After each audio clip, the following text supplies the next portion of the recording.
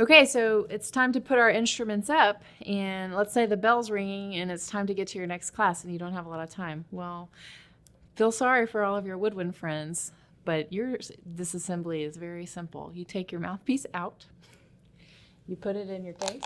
I have a little pouch for my mouthpieces, and then you put your horn in your case. I put my horn in bell first.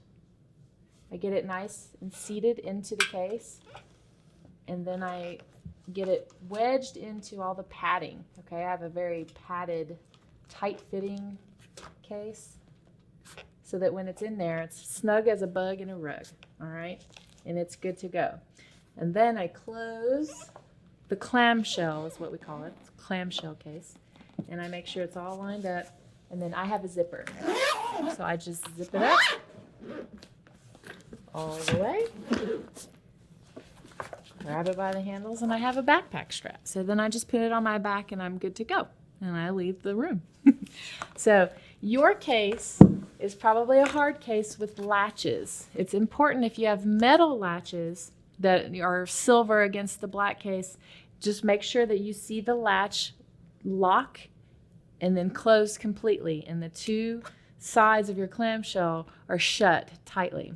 If you have plastic black latches, those are very tricky because sometimes they look and feel like they're latched, but they're not connecting the two pieces together. And then when you go to grab your handle, the whole thing flies open and your horn comes spilling out onto the floor and you have big time dents. You might wonder how I know. I have one of those cases, and it happened to me within the first few days of owning my first horn that I ever bought for myself. And it was really a bad moment. And I figured out why. It's because of those black latches, okay? So that's something that you need to watch out for and make sure that you actually see the latch hook and close both sides of your case, okay? All other cases, I think, are pretty straightforward.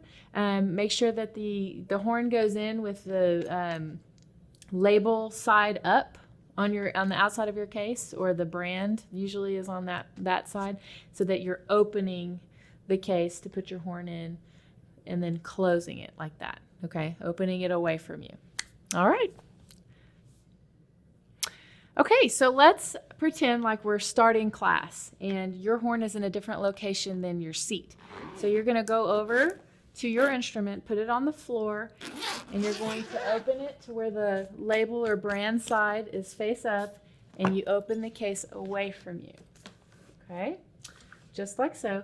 And then I go ahead and get the mouthpiece that I want to use that day. You probably only have one mouthpiece right now, so that's easy.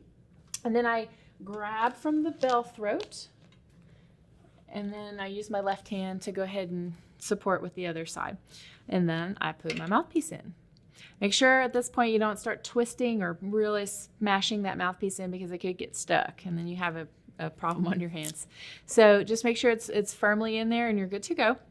And now I have to get up and go to my seat. So I want to show you how to hold your horn so that you don't bump into anything and dent it. You're going to just give it a good bear hug with your right arm and just hold it close to your body. Okay, just keeping in mind that what this does is keeps your bell in a more fixed position instead of like hanging free where you can hit all kinds of doorways and walls, okay? And trust me, that's how it happens, is holding it like this. I wouldn't do it, just do this, okay? And then you can hug it and be like, I love my French horn. Okay, so walk carefully to your seat, and then let's say you have to get up and to leave and go somewhere else. You want to make sure that if you can't take your horn with you, that you put it down in a very specific way, and I'll show you that in a second.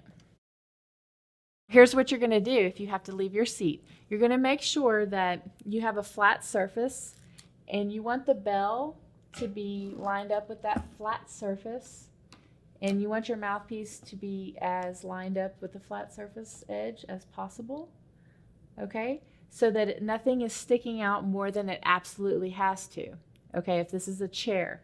Now, this is a table right now. I have a wider surface area to put my horn on, so I'm going to go ahead and put all of it on the table, okay?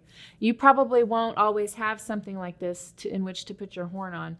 It's most likely going to be a chair or a bench. So you want to, again, I'll review, make sure that it's the least amount of items hanging over and sticking out. Because if this mouthpiece is sticking out like this, it's prime pickings for somebody in your class to unknowingly hit it and then knock your horn off, okay?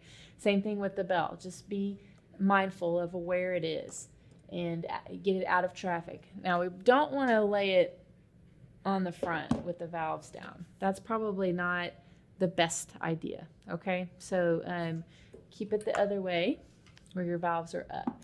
And never, ever, ever put it on the floor, okay? People should always be watching where they're going, but people don't always watch where they're going. So you need to anticipate that. If you're putting a several $1,000 instrument on the floor, hoping that everybody's just going to do what they are supposed to do, I have news for you. You're going to be in for kind of some bad times. So make sure that if you don't want your horn to get stepped on, that you don't put it on the floor where people can step on it.